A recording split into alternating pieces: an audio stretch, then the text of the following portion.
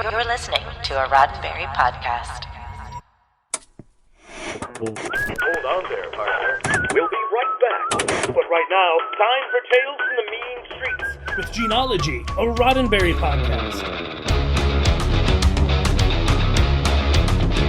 Episode 4, Court Escape.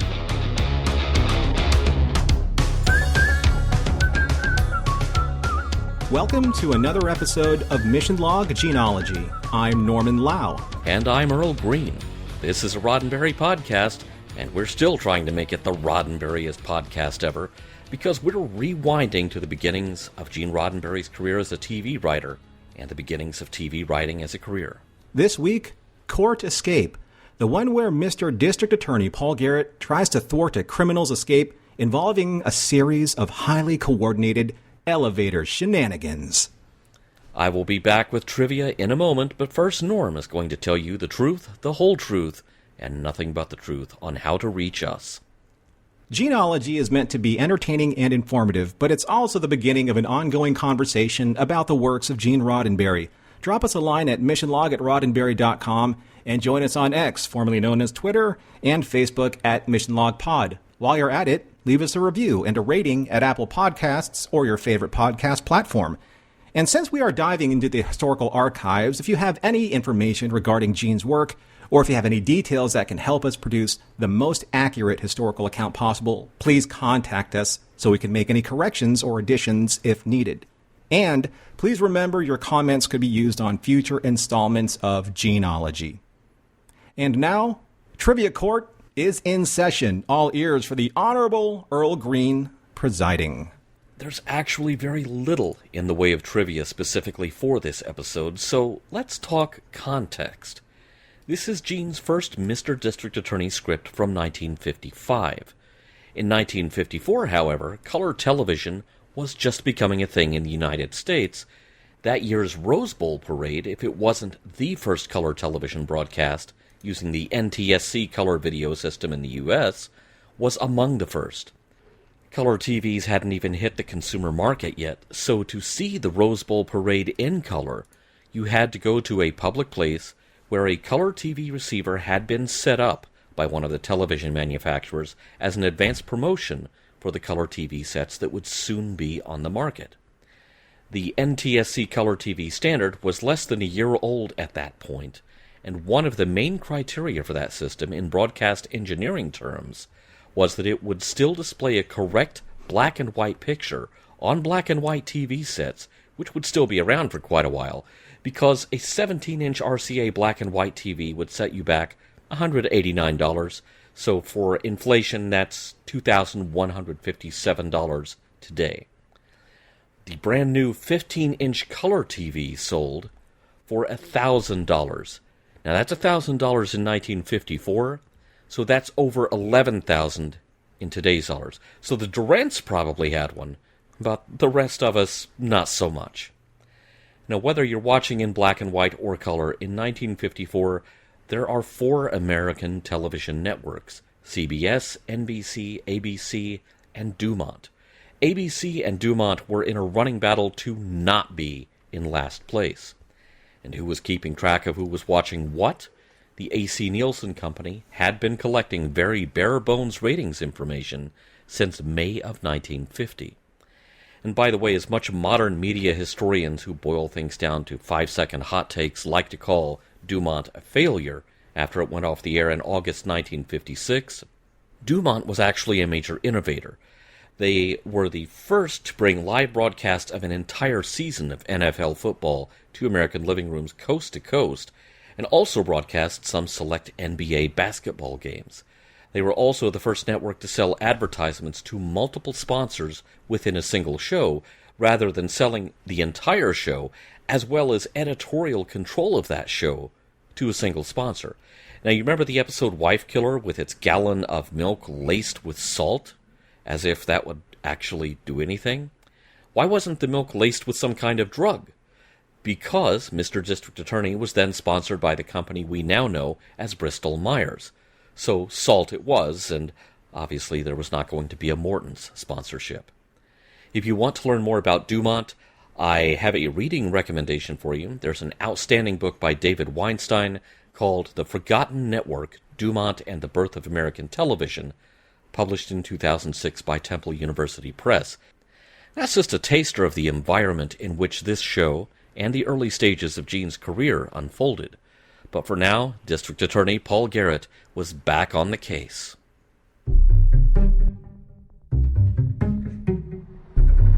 Alright, you all know why I'm here. The syndicate doesn't want Jake Munson in prison. He's too big a man, carried too many operations in his head. We've bought witnesses, the best legal talent.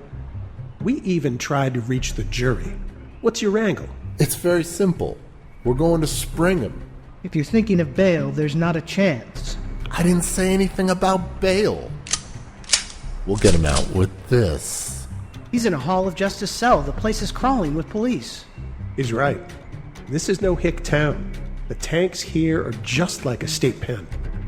We're not going to break into any jail, gentlemen. We're going to take Jake Munson right out of Superior Court.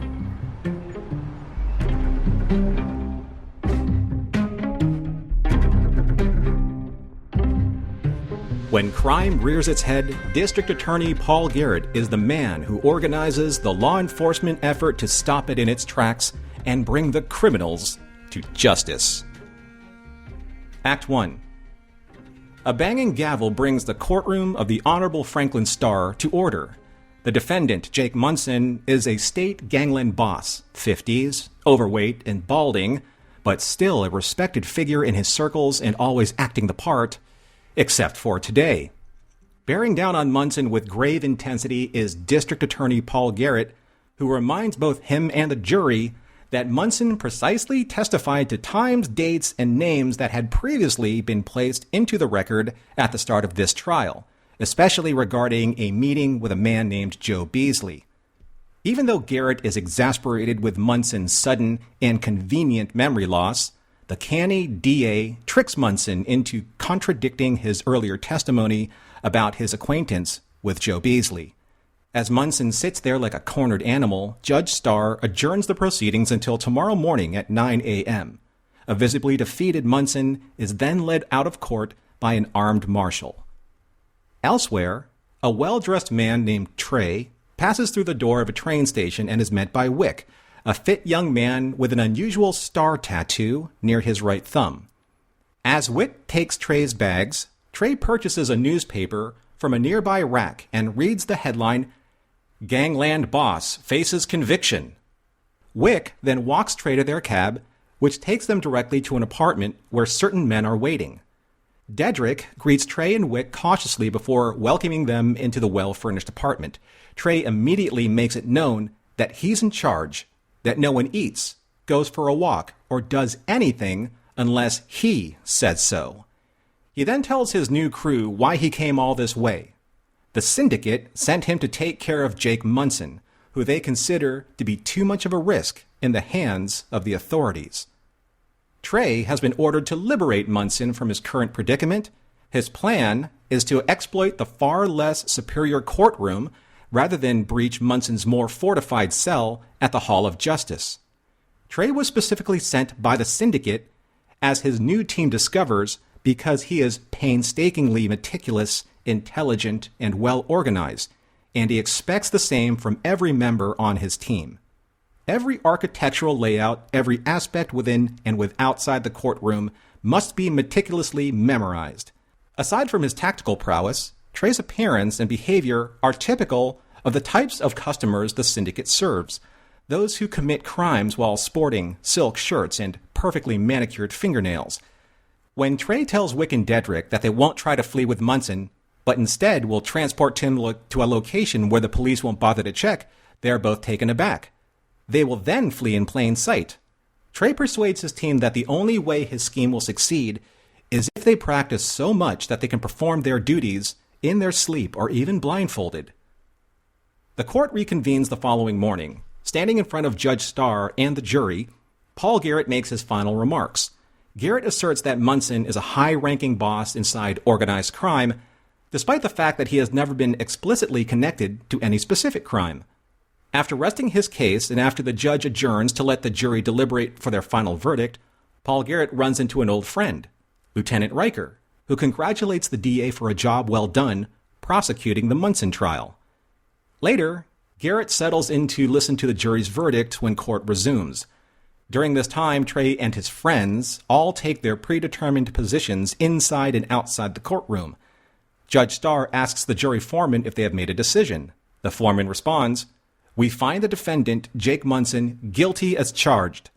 And as if on cue, Trey, Wick, and Dedrick break into the judge's antechamber, put on clown masks, arm themselves with pistols and shotguns, and then exit via the judge's chamber door, which enters the courtroom. The fourth gang member was assigned to secure the escape elevator. Trey and Wick gather Munson and flee after securing the chamber and disarming the marshal, but not before Garrett notices a star-shaped tattoo near the right thumb of the masked man who held Garrett's head at gunpoint. Act 2. Trey, Wick, and Dedrick have successfully escorted Munson to the secured escape elevator. After revealing themselves, Munson turns towards Trey and compliments him on the ballet-like orchestrated rescue. As the plan continues to unfold, just as they practiced, one of the gang members hands Munson a change of clothes so he can hide in plain sight amongst the tourists when he hops from the courtroom elevator to the adjoining tower elevator. Meanwhile, on the ground floor, the elevator starter is puzzled while watching the City Hall elevator's floor indicator timing. Paul Garrett dashed to the elevators after inspecting the hallway for gunmen and determining that it was safe to exit the courtroom, helplessly watching the floor numbers count upwards from 10 to 11. Garrett then rushes to the court reporter's office and contacts Riker to give him the lowdown. Munson has been snatched from the courtroom. 3 men, and probably a 4th outside. 2 with sawed-offs, wearing business suits, rubberized masks. He orders Lieutenant Riker to get to the hotshot to try and cut them off.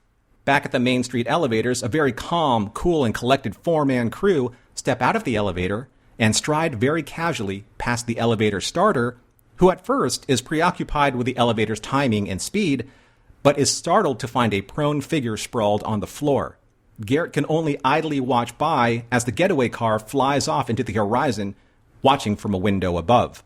Lieutenant Riker appears unexpectedly on the scene. He claims that the elevator operator was knocked out, possibly suffering from a cracked skull, and never saw his assailant. The elevator starter didn't have much more to add either.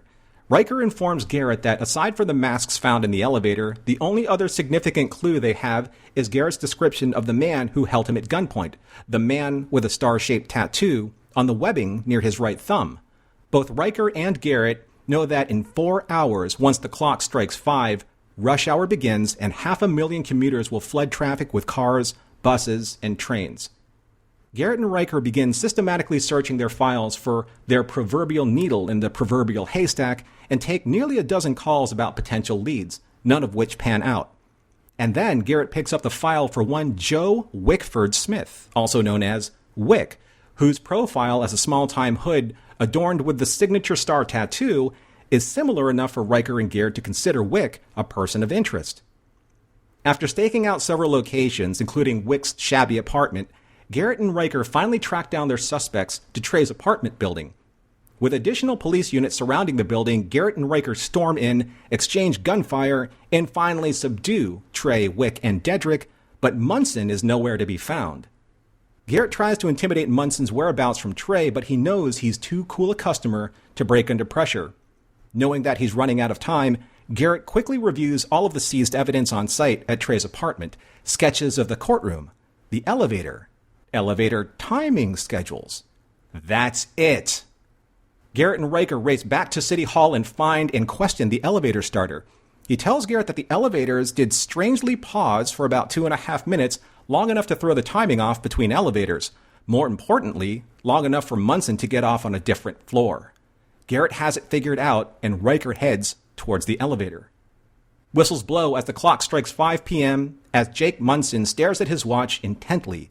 Believing that he is in the clear, he rides the elevator down, grinning all the while that he has pulled off the perfect escape right from under the noses of Riker, who exits the elevator car and blocks Munson's path, forcing the mob boss to surrender at gunpoint. As he's placed into custody, Munson laments the fact that if he waited one more minute, he would have been able to blend in with the crowd and disappear. One lousy minute. Garrett reminds Munson that in prison, they don't worry about counting minutes when they are staring down, counting years. The end. Excellent testimony on the case there, Norm. Thank you so much. You know, every time I saw Hall of Justice in the script, I started having Super Friends flashbacks. Meanwhile, at the Hall of Justice. Yeah, I kept expecting Aquaman to be hanging around. But the thing is, I know full well there are lots of overblown names like this in actuality. In the town where I used to live, they built a really large new prison complex. And there's this sign out by the entrance that you turn into from the highway to go there. And this big sign says it's the County Justice Center. It sounds like, wow, you need Space Ghost or the Tick to say that. Justice! So were you waiting, during commercial breaks for, those, was it 2 stars and then 1 star to make those sound effects and then transition from one scene to another? And if you can find those sound effects, you are the hero that I know you are. One of the things that you and I are incredibly grateful for is kind of like our Discord community and our After Dark conversation that we have live every Thursday night for our Patreon subscribers, because we've been getting some great feedback on Gene-ology. And one of the things that I brought up that some of our listeners out there may not have had the opportunity to either watch or experience the actual opening sequence of Mr. District Attorney, because we're trying to put the tone of this show in context of the period that it was created for, specifically 1954 and 1955, where Gene's scripts reside.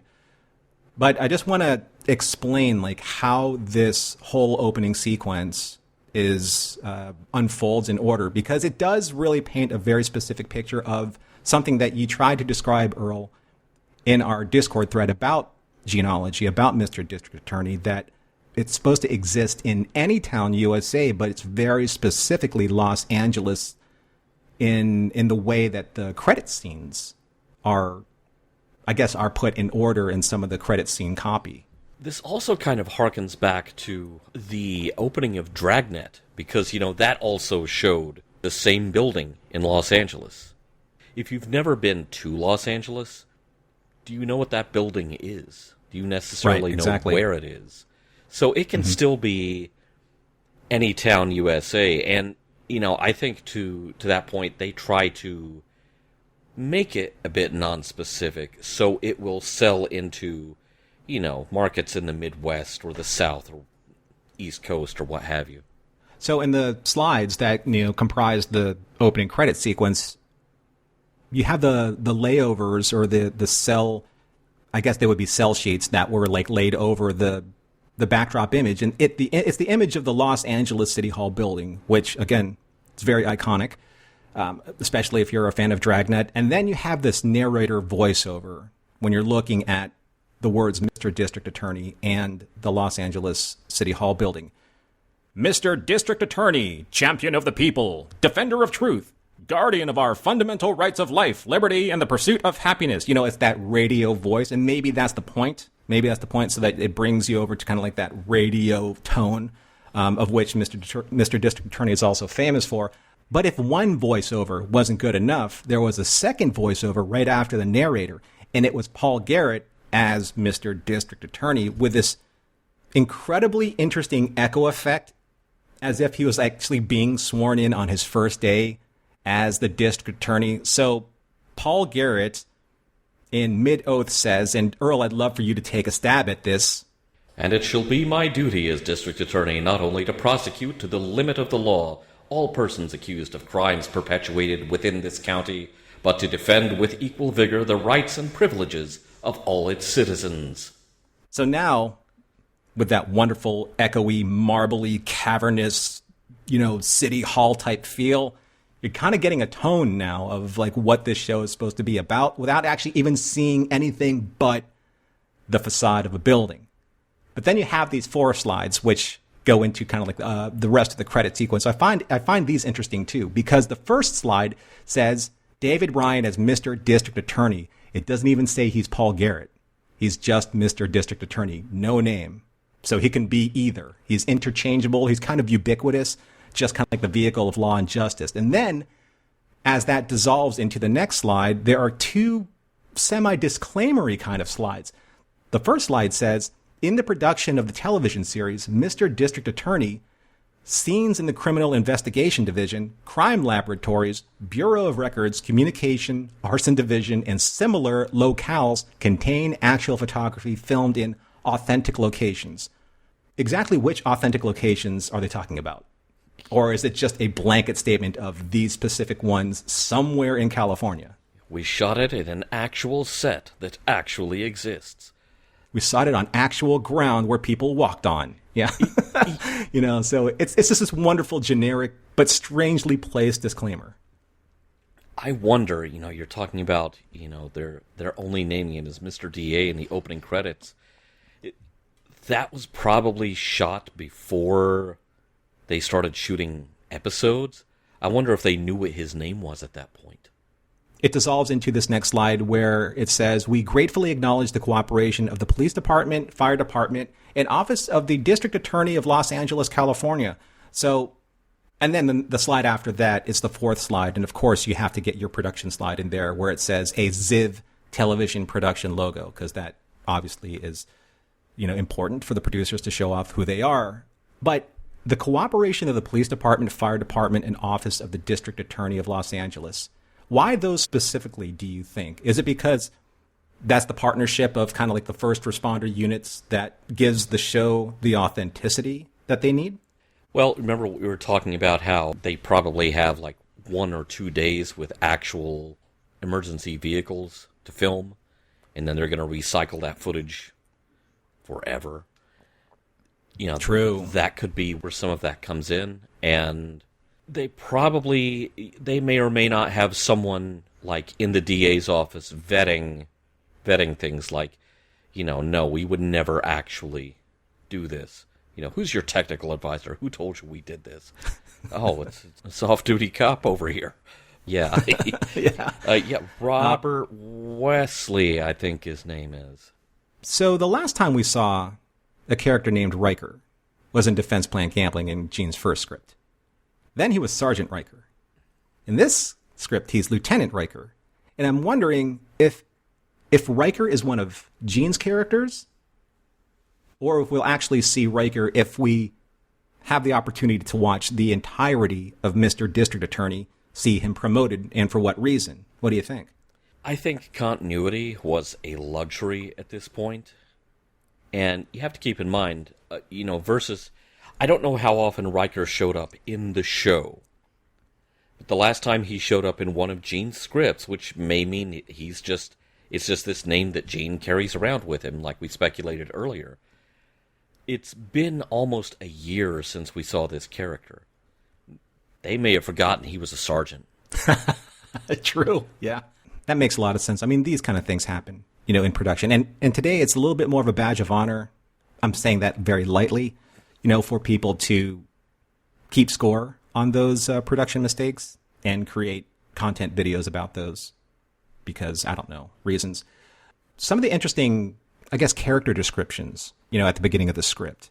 And for Trey, who caught my attention, just as a general character, because I think he's fascinating, and I'll talk about that later, his description says, hired gangland expert, slim, dressed nattily, that means stylish and neat.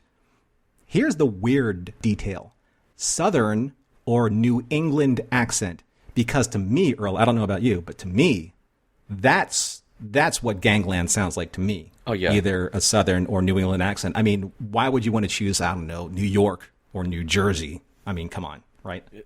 Yeah, Southern, New England, they're pretty much interchangeable. Again, I wasn't around back then. I don't know how prevalent or not that organized crime was in the southern states. What's really funny about this is you've got either a Southerner or a New England person in Los Angeles. Yeah. I mean, they're going to be incongruous no matter what, and maybe that's the point. I'm going to get letters. I mean, we are kind of like in the heyday of Elliot Ness and Al Capone, and Lucky Luciano and all of that gangster stuff. So maybe, I don't know, maybe Gene knew something that we didn't. Okay, so scene 16, and the tanks here are just like a state pen. Okay, you see, they obviously do not want anyone to sack Munson back to the tank. Nicely done. You mentioned the Untouchables, and I also had that thought because this kind of heist getaway setup, really, it kind of made me think Untouchables. But it turns out Gene is way ahead of the zeitgeist here. But I kept thinking to myself that, Gene must have been watching the Untouchables here. And meaning the original TV version with Robert Stack. But a little voice in the back of my head said, you're getting your dates wrong, and so I double-checked. The Untouchables TV series did not premiere until 1959. So we're way ahead of the curve here. Now, in scene 28, this kind of grabbed my attention. This is a line that Garrett says, "Thank Providence, we have laws which make equally guilty men who direct such crimes." Now, I don't think he is thanking a town in Rhode Island. Why wasn't this thank God? Because in January of 55, we are 6, maybe 7 months out from when President Eisenhower added "one nation under God" to the Pledge of Allegiance. That phrase was not in the Pledge of Allegiance as originally written. But religion was coming into common use as a political tool, especially since we were well into the Red Scare, and supposedly that phrase, "one nation under God," was going to counter that great post-war bogeyman of godless communism. In that context, "thank Providence" sounds a little bit out of place. But then again, as soon as Eisenhower added that phrase to the Pledge of Allegiance, which is a thing that happened on June 14th, 1954, Flag Day of that year, there were almost immediately civil lawsuits against using that phrase. Now, it's also known that Gene had views concerning organized religion, and so I find myself wondering, was this Gene gently stepping around putting the big G in the script? Or was this standard practice for TV writing at the time? And everyone, please know, I'm not trying to make this for or against religion. This is more of an etymological and cultural anthropological exercise here. Yeah, and I'm wondering if it would be different if it were acted as opposed to read. So, we find a lot of these strange, I guess, anachronisms, strange to us, that's for certain. We weren't, of that era specifically. So when we see things like that, they really do jump off the page at us. Speaking of jumping off the page, there were a lot of set changes. A lot of set changes and a lot of not only guest stars, but also a lot of extra cast members. And I know that shows like this were done on a budget. And I'm not sure if one episode would garner, for whatever reason, a slightly higher budget than most. But set locations they add to the bottom line. And set changes, set interiors, extras on set, etc., etc. So I'm wondering, do you think by the time that this script was submitted, that Mr. District Attorney as a show was already doing better performance-wise and ad revenue for their advertisers, and maybe the script editor said, Gene, you have a little bit more money on this one. Let's do a little bit more of an ambitious script with set changes and locales. Well, we are operating from another final master script, and the date on this one is January 14th, 1955. I was unable to find a verifiable air date for this episode, but I'm assuming it was also early 55. So we're in season 2 of Mr. DA here, and quite a few of Ziv's shows only ran a single season. So by Ziv standards, we've got a hit on our hands here. And there's always a nice little purple patch for a show to be in if the management's willing to spend more money to maintain that ratings lead, or to, maintain the show's quality and keep it on the air.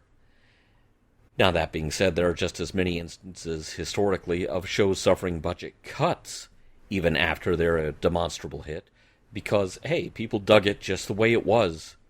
Why spend more? And often, if one episode is extravagant from a budget standpoint, the next episode or 3 would be very self-contained, very budget-conscious. So it could be for the next 2 weeks after this, Paul Garrett was rescuing kittens from trees, for all we know. Now, the flip side of this is, look at what the interior sets are. Courtroom, hallway outside courtroom, apartment, more hallway. Now, I'm sure Paul Garrett's office is a standing set, and it may be the only standing set that the show has, but the rest of these are kind of stock for a crime drama or legal drama. They could easily be borrowed from another Ziv production or rented from another studio altogether. The elevators are really the most exotic element in play here, and you could probably go on location and film in front of real elevators easily enough. And, just for the interior of the elevator, you basically, you gotta build a closet with a wild wall or two so you can have the camera filming. Maybe it as expansive as it looks on paper, maybe not that much of an ask from a budget standpoint. You were talking about the elevators, and in Act 2, something very specific jumped out at me in the script. And there's this scene that says, interior, City Hall Main Street elevators, day. Scene 72, medium shot. And then it said starter. I had to reread exactly what I was trying to figure out. Starter of what? Starter of the scene? Car starter? What are they trying to say here? What is Gene saying here? And it just says, he is looking up the elevator floors, indicators, perplexed. Scene 73, elevator floor indicator. It's a large circular dial showing a number for each floor, and it doesn't move. Scene 74, starter. He's looking and he's frowning at the dial. I had no idea what I was reading. I think I reread that passage 20 times, and then it finally hit me. The elevator starter, after looking it up and making sure I was correct in my assumption, the elevator starter is an actual profession, or was. Maybe still is, I don't know. But then, in City Hall, this person's responsibility was the scheduling and the supervision and the coordination of the elevator operators and their responsibilities so that they and the elevators themselves would provide reliable service to these large buildings and their employees. They're also in charge of signaling operators and to establish the time schedules for each car. So when people are going up and down, I guess, maybe because there were no escalators at the time, I guess elevators really needed to run on time in order to get people to and from their office building floor, in the most efficient way possible. So, yeah, but it's just one of those things like wind wings, like we talked about last episode in Police Academy, that's just not in the vernacular anymore. And it just is strange to see. At least with the wind wings, the moment he put it in the script, it's like, oh, so that's what that is. This was a completely alien concept to me because I personally have never ridden in an elevator that was not 100% a machine. So this kind of cracked me up because it's hard to fathom. It's like, wait, this was a job? Yeah. Here's something that may be just part of the culture of 1954, 1955, when Gene was writing these scripts. But tattoos were actually a real way to identify criminals. I know they're ubiquitous now. I know that a tattoo is probably a very difficult way of pinpointing a criminal in a lineup. But there's an entire sequence where Garrett and Riker are just basically looking through a handful of photographs of the usual suspects that met Wick's particular look, build, height, and tattoo. But if you tried to do that today, that would almost be impossible. I mean, they didn't even bother with fingerprints. They just said, okay, he's this height, he's wearing this, and he has this tattoo near his right thumb. I find it remarkably refreshing in a way, where they just don't have to go all CSI and FBI and, international Interpol database to find this guy. Yeah, go around to all the tattoo parlors in LA, find out who did a star on a hand. Here's something, though, that was cut. I'm not sure if purposefully or not. But there was a missing sequence, Earl, that I kind of panicked about. And I texted you and I said, guys, well, I texted you and John. I said, guys, from pages 32 to 35, there's an entire interior scene when Garrett and Riker stormed Wick's apartment room and it was gone. It's like, I have to make up something. So I just kind of loosely said, hey, they just chased Wick to the house over at Trey's and, arrested them there. But it was weird because I haven't really experienced that before, and I guess that happens. Yeah, this was kind of unexpected. You were reading it first because you were on the recap this week. Mm-hmm. Overall, though, it's amazing how much stuff is retained in the archives. Yeah, otherwise, we wouldn't be looking at this show having enough material to potentially run 2 or 3 years. If 2 missing pages is all we've run into so far as missing material, that's a win in my column.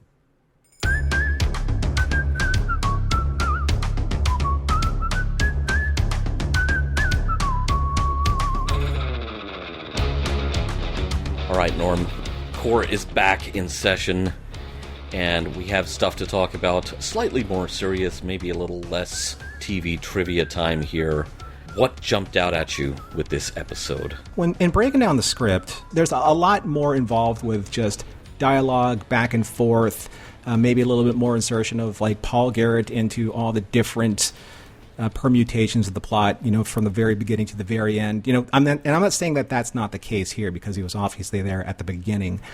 But what I wanted to do is focus on nearly 8 pages of fully scripted dialogue, kind of narration, explanation, a lot of set direction on one very particular, and I would see this kind of like as a montage scene of Trey and his crew practicing the heist. This is something that we have not yet been exposed to in Gene's work for Mr. District Attorney. And frankly, I don't want to jump our own timeline here, but I don't remember a format like this where you have this much time, obviously in written form and probably in shooting form, dedicated to just this rehearsal of a plan. Because in today's day and age, sure, it's something that you would probably see or expect criminals to do over and over and over again. Let's take, say, Sean Connery and Catherine Zeta-Jones, in that movie where they played the cat burglars, and they're doing basically everything blindfolded with lasers and trying to thwart, the museum's security measures. I mean, that's something that you expect nowadays. But back in 1954, 55, I'm wondering if that is something that is a cost-saving measure, again, because there were so many different changes and so many different characters that were in these scenes. More importantly to that, I wanted to kind of like get into like the psychology of Trey, because Trey is, I think, one of those characters that he wasn't typical. He was flown in specifically by the syndicate organization. And he is well-dressed, and he's fit, and he carries himself with a certain personal pride, and acts accordingly and very much represents the sophistication and stylings of this syndicate. Why do you think that was important for Gene to focus on so much in terms of the way that Trey was described in the character sheet breakdown in page 1, the way that he established himself as being this cool, calm, and collected type of gangster? I mean, is he trying to break away from the obviousness of, say, a New York or Chicago-style gangster and want to bring something different to the table? I think Trey is supposed to be the fixer, or one of the fixers for whatever organization this is. They're talking about, this isn't some hick town. So again, they're trying to keep it non-specific as to where this is happening. And yet at the same time, we're saying, okay, we're dealing with some real security here. But Trey strikes me as a character, he's come in from out of town because these local rubes just can't handle this job. And his bosses are like, okay, you're going in and you're taking care of this problem for us. This is what we pay you to do. A la kind of like the Winston Wolfe character in Pulp Fiction played by Harvey Keitel. Yeah, exactly.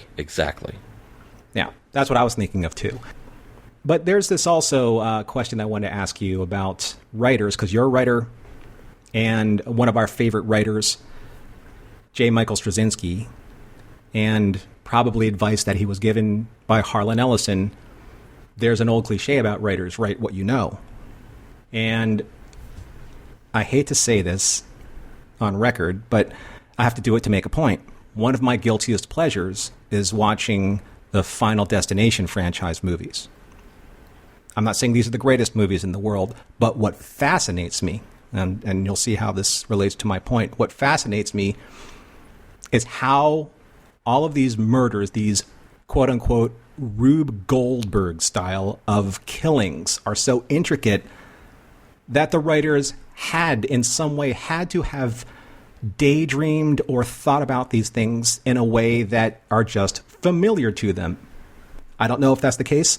It makes sense to me. By the way, are you familiar, Earl, with the term the Rube Goldberg machine, what I just mentioned? Yes, okay. Very. For those of you out there who aren't, a Rube Goldberg machine is, you've seen these before. It's where like you drop like a marble like down a tube, then it sets off a certain series of events where each like milestone that's been triggered by this Rube Goldberg machine marble triggers another series of events, and all of a sudden someone is being fed an entire meal of tacos or burritos, or Einstein is being fed his favorite dog food can, of which he was not there to eat because Doc Brown already took him before the clocks rang 8:05. You know what I'm talking about, right? You know what I'm talking about. That's a Rube Goldberg machine. Anyway, back to my point. If the writers draw on their own experiences, they write with exacting detail things that they know. So, in this case, Gene writing for Trey, and then Trey, in turn, instructing all of his crew to do certain things to execute the certain plan to be able to abscond with Munson from the courthouse. I'm wondering if Gene somehow was sitting in a courtroom one day thinking to himself, how would I break a criminal out of this courthouse? Because he wrote the story. And maybe he said, I wonder if I can ask somebody for the architectural plans. I wonder if I can talk to the elevator starter. I wonder if I can write up on the elevators and see what the timing is. I mean, think about it this way. In Space Seed, what did Khan do? The very first thing he did when he was in sickbay, aside from almost cut McCoy's throat, he asked to read the engineering plans of the ship. Because using those engineering plans, he was able to take over the ship. That seems very similar. But I know it's not the same, but hey, you know what? If you don't ask, you don't get. I don't know. What did you think about that? Do you think that he is the kind of person, that Gene was the kind of person that just went so deep into his research that this would be plausible for him to be able to pull something like this off as a writer, and in his imagination? Well, if you're supposed to write what you know and you run into something that you don't have that much experience, you educate yourself, you know more, and then you write. But the thought also occurs, I wonder if this is in any way like something that actually happened. Because as a police officer, Gene would have been very privy to that kind of information. And this is so detailed, so specific, that I found myself wondering, okay, was some part of this, the specificity of Munson hasn't left town, all the cars speeding away are red herrings, he's still in the building. I wonder if that specific detail was something that had turned up in a case before, and that becomes the seed of a story. But, the big thing to learn here is that there is nothing in the world more suspicious than the search history of someone who writes crime mysteries, especially murder mysteries. You don't even want to look. Yeah, clear those search history engines, so that's good advice. Good to know. Okay, so one thing that we did bring up, and this is something that we don't really have a lot of continuity, as you said earlier in observations with Gene's scripts and how they fit in with Mr. District Attorney overall. But this is kind of like the second time that we've seen an organized crime, quote-unquote, syndicate referenced in his scripts, at least the scripts that we've studied so far. So you had defense plant gambling, and then you had Miss Thornberry being kind of like the underboss over Zerat, but still answering to someone higher up in a criminal organization or a syndicate. And this is another reference here in Court Escape of another underling, Trey, having to answer to the higher bosses of this syndicate. So I'm wondering, since we haven't seen all of the Mr. District Attorney episodes or scripts, if this is something based specifically on Mr. District Attorney's world-building continuity, or if it's something that Gene found more interesting to write into his scripts so that he would have the promise or the possibility of creating his own miniature storyline subthread in his own scripts that maybe script editors were like, wow, that's kind of interesting. Maybe we'll pick this up again because he's actually writing something that adds to the overall story instead of your bottled episode of the week. Here's a crazy idea. Now, I don't think this is actually what's happening. What if this is still the case of the defense plant that Paul Garrett is trying? What if this is the end game of that case? Wow. What if he's knocked over all the dominoes? Zarrett sang like a canary the moment he got knocked on his butt, and I'm sure Miss Thornberry, started talking soon after that. What if this is the home stretch of that case? Oh, wow, that's awesome. You know what would have made that really just that much more specifically of that point would have been if, say, one of those two executives was the meeting that Munson had, like with instead of Joe Beasley, instead of that character, maybe like the Mr. Fields character.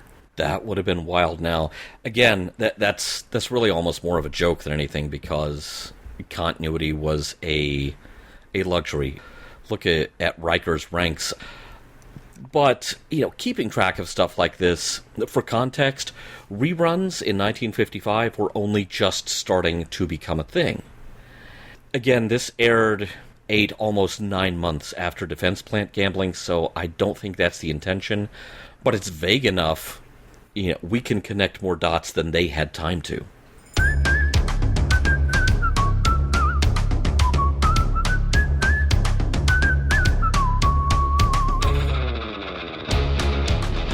Right, Norm, as we do with the whole Mission Log family of podcasts, here at Gene-ology, we have come to the end of the show where we ask ourselves, what was the message here? Were there morals? Were there meanings? What did you get? What is your testimony from the court escape, Norm? Well, I'm going to give you the truth, the whole truth, and nothing but the, to stay in the character of the tone here. We've actually said this. John and I have said this on Mission Log on occasion. Sometimes episodes just don't, right? They can be a very entertaining episode. They can actually even give us really good character information and even probably put the characters through a semi-decent arc, for their participation in that episode. But not every single Gene Roddenberry episode in that fandom always had some kind of moral meaning or message, and certainly not the subsequent series. It's definitely the purview of those series, underneath the auspices of being a Star Trek Gene Roddenberry-inspired show. But sometimes the story is just a story. Sometimes an action adventure, or in this case, it's let me see, how many adjectives did I apply to this? A trial / verdict / heist / escape / manhunt / twist reveal / capture episode. It is what it is. And I didn't, I tried, and you and I do, I think, a pretty good job, a yeoman's job of trying to find that Gene Roddenberry meeting. But sometimes it's just not so obvious. I mean, this is a very paint by numbers episode, and it's very entertaining. And I'm sure it was probably more entertaining in 1955, to its intended target audience. But I do I'm not exactly sure if this is something I would consider a moral meaning or message. It's just something that I found that it interested me personally, that a character like Jake Munson, this middle-aged gangland crime boss, underboss type character, that he would have this kind of a reflective moment. He said something about regret, the 1 minute that he should have waited so that he would have been able to escape. And now, as he says in this line of dialogue, he says, 1 more minute, 1 more lousy minute, and I'd have gotten away in the crowd. Why does 1 minute have to mean so much? And I was thinking about how many times, and I think we've all done this. I know I've done this, on occasion, if not more than once. I know that we focus on that one period of regret, where these moments, like, they shape our past and obviously our present and maybe even our future. And we have that almost kind of like, emotional bargaining that we make with ourselves or whatever God, power, or authority that you believe in, where you say, grant me this one request, grant me the ability to change this decision, and I'll do anything. That's Munson at the end of this story. If just let me escape and I'll do anything. I'll do anything. I'll go straight. I will give up my life of crime, whatever God he believes in, whatever power he believes in, Providence, Earl, bringing it back to Providence, just let me slip the cops here and I will go in the straight and narrow. That's the Faustian deal. That's a trope well honored throughout narratives. Maybe Gene was trying to kind of just etch that into this episode a little bit towards the end, because usually in this last scene, as we've seen in the last 3 scripts, is where that small subversion happens, in the plot. But, going all the way back to Gene Roddenberry turning this around, I want to end this on a lighter note, especially when it comes to regret. Because there's this film called Galaxy Quest, which is inspired by Star Trek, which was created by Gene Roddenberry. And there's a scene in Galaxy Quest where they talk about this device called the Omega-13. The Omega-13, according to Brandon, a character in the movie, describes it as a matter rearranger affecting a 13-second jump to the past. Now, Gwen DeMarco, played by Sigourney Weaver, says, "Why 13 seconds? That's really not enough time to do anything of any importance." And then Jason Nesmith, played by Tim Allen, says, "It'd be time to redeem a single mistake." Now, maybe Munson was just short 1 Omega-13. But, all joking aside, you can't change that. You can't change that mistake that you made. All you can really do is accept it and move on and hopefully do better. So I know that's very Pollyanna-ish, of a moral meaning or message, but it is of the time. So that's what I got. I'm not saying it's great, but I'm saying that that's what I got. How about you, Earl? Well, is it Pollyanna-ish or is it an evergreen? Because some of this stuff sticks around and becomes regarded as common sense because it's true. Yeah. I was very hard-pressed to find any kind of message, moral, or meaning here myself. And we can pat Paul Garrett on the head for keeping a cool head, paying attention to the details.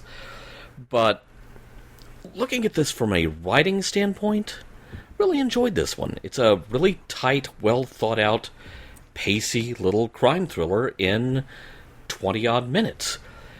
And now, if I thought Police Academy was a bust, this one was a win. This has really become the episode, and I know I keep saying this week after week. Okay, now this is the episode I really wish I could watch instead of just read, because I would love to see if the execution of the physical production compared favorably to what was on the page. And there is some really slick writing here. That last line of Garrett's, when they capture Munson, where you're going, they don't worry about minutes, they count in years. That's just slick. Give it up for Robert Wesley, everybody. See, I'm interested that you said that, because do you think that that's better, similar, or different than when he said something similar to Tom Durant at the end of Wife Killer, where he's talking about, it's better that you got the low shock voltage of the doorknob rather than the 10,000 volts you would have gotten in the electric chair. Isn't that kind of the same thing? Paul Garrett, as a character, we're not experiencing any moral struggles with him. He is not second-guessing himself. He has the personality of a really sturdy chair. But the secondary characters are where it's at. And so, perhaps these parting thoughts with Munson, that's really where we get as close as we get to a message with this episode. Stay tuned, everyone, for the next episode of Mr. District Ottoman. Mission Log Gene-ology is produced by Roddenberry Entertainment. Special thanks to the Roddenberry Repertory Players. Our cast this week featured Doug Robertson as Trey, Bill Smith as Wick, and David Takechi as Dedrick. If you would like to support us directly, you can do so at patreon.com/missionlog for early access to shows and the Mission Log Discord. If you have any material that might be of interest to us that isn't already in the Roddenberry archive, drop us a line at missionlog@roddenberry.com. Our website is missionlogpodcast.com. On the next Gene-ology, Patrol Boat.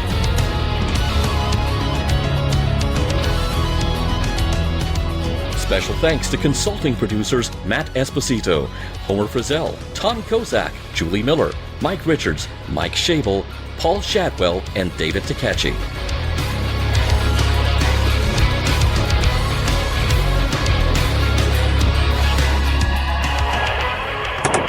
back next week with more of your favorite programs. This concludes our broadcast day.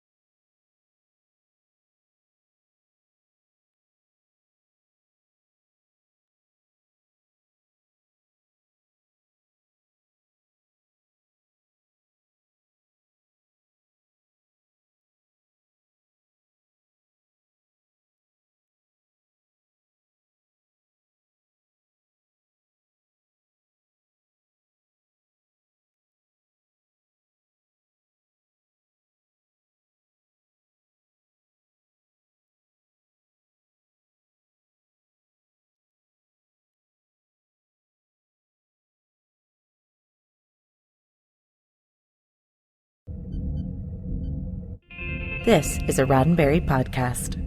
For more great podcasts, visit podcast.roddenberry.com.